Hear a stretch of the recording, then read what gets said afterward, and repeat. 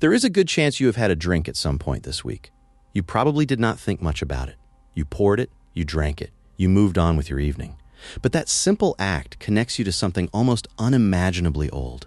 Older than cities, older than writing, older than farming, older than history, and older than our species itself. Because the story of humans and alcohol does not begin in a brewery. It does not even begin with a human. It begins on a forest floor in Africa, roughly 10 million years ago, with a small primate and a piece of rotting fruit. To understand how we got here, you have to start with that fruit.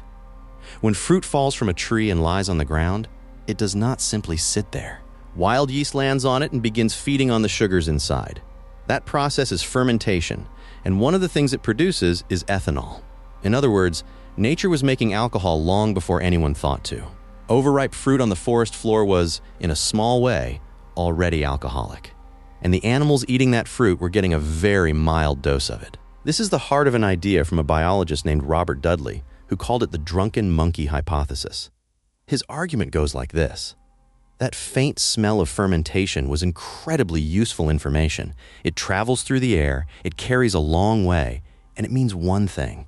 Ripe, sugary, high-calorie food is nearby, and it is on the ground where you can reach it. So the primates that were drawn to that smell found more food than the ones that ignored it. They ate better, they survived better, and they passed that attraction on. And the mild, pleasant feeling that came with it only reinforced the habit.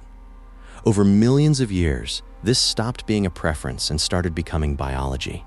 There is even a genetic fingerprint of it. Around 10 million years ago, an enzyme in our ancestors that breaks down alcohol became dramatically more efficient. Roughly 40 times more efficient. That is not a random accident. That is a body adapting to something it was encountering regularly. So by the time recognizable humans existed, the taste for alcohol was not something we invented. It was already installed. The only real question left was when we would stop waiting for nature to do it and start doing it ourselves. And the answer to that turns out to be much older than anyone expected. For a long time, the accepted story was simple and tidy. Humans settled down, invented farming, grew surplus grain, built villages, and then eventually discovered fermentation.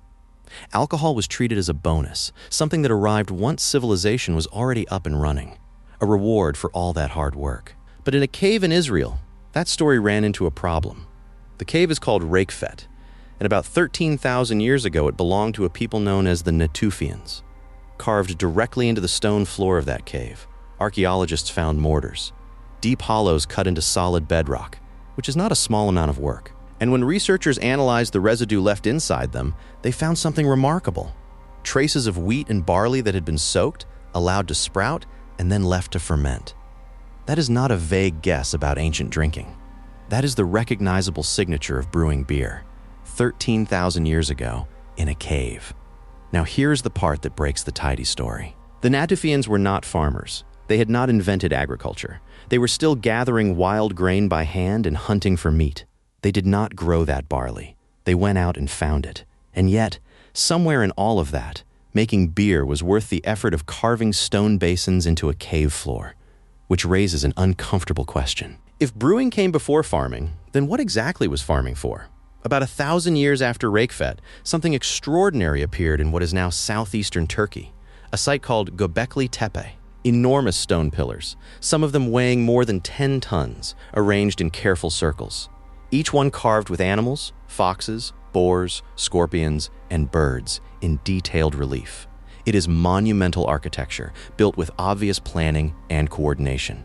And it was built before farming, before pottery, before permanent villages existed anywhere in the region. The people who built it were still hunter-gatherers. For years, this made very little sense. Moving 10-ton stones uphill and carving them with precision is not a casual weekend project. It requires many people, working together for a long time, and all of them need to be fed. Hunter-gatherers do not usually have that kind of surplus labor lying around. So what could possibly motivate a group of nomadic people to do all of that? Then researchers found the vats, large stone basins, and when they tested the residue inside, they found the chemical traces of fermented grain. People were brewing at Göbekli Tepe, and not in small amounts. The scale suggests brewing for crowds. The leading interpretation now is that this place was not a settlement at all. Nobody lived there. It was a gathering place. People traveled in from across the region, built something together, held ceremonies, feasted, and drank. And that changes what the site means. It is not just the oldest monument we know of. It might be the oldest party we know of. Which brings us to one of the most interesting arguments in archaeology.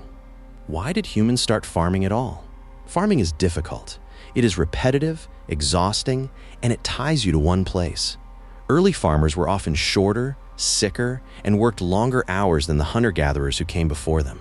So why do it? The standard answer has always been bread. We wanted reliable food, so we planted grain. But an archaeologist named Patrick McGovern, who has spent his career studying ancient alcohol, has argued for a different answer. He thinks we did it for beer. And his reasoning is hard to dismiss. Bread is complicated. You have to grind the grain, mix it, knead it, and bake it, which means you also need controlled fire and a proper oven. Beer is almost the opposite. You soak grain in water and let it sit. Fermentation does the work for you. It is one of the simplest things you can do with a handful of wild barley. And then there is motivation. Bread is food, and food is worth working for. But beer is food, celebration, ritual, and pleasure, all in one container. If you were trying to explain why people would voluntarily take on the hardest lifestyle change in human history, the desire to drink together is a surprisingly strong candidate. Under this view, alcohol is not something that appeared after we built the world. It might be part of the reason we built it. As the timeline moves forward, the evidence stops being suggestive and becomes precise. Around 9,000 years ago, in a village called Jiahu in central China, people were making something remarkable. Pottery jars from the site contain residue from a fermented drink made of rice, honey, fruit, and hawthorn berries. Chemical analysis confirms the ingredients and the fermentation. This is the oldest confirmed alcohol recipe found anywhere on Earth. And notice the word recipe. This was not accidental fruit sitting too long in a jar. It was a deliberate blend of multiple ingredients, chosen and combined. Somebody was experimenting. Somebody had opinions about how it should taste. From there, alcohol stops being a discovery and becomes an institution.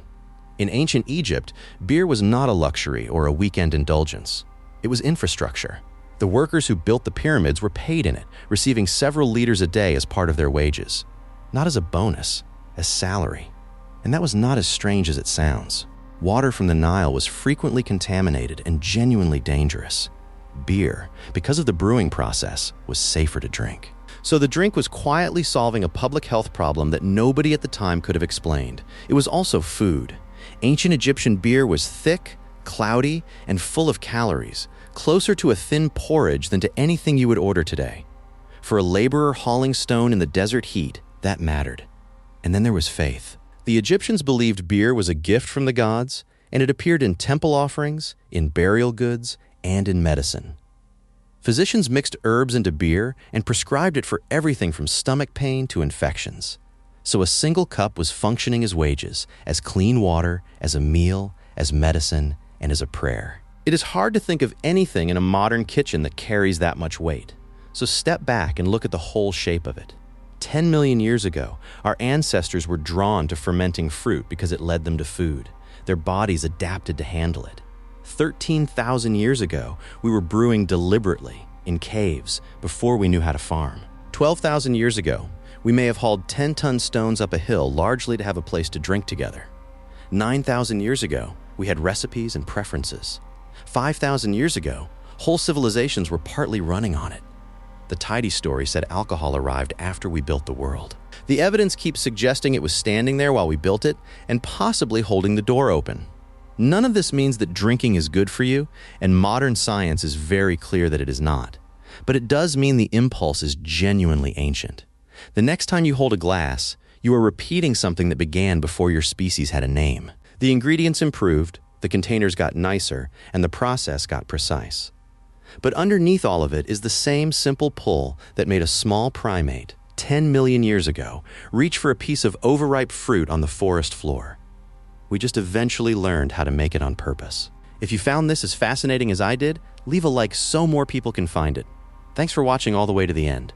There is always another strange piece of our story coming, so I will see you in the next one.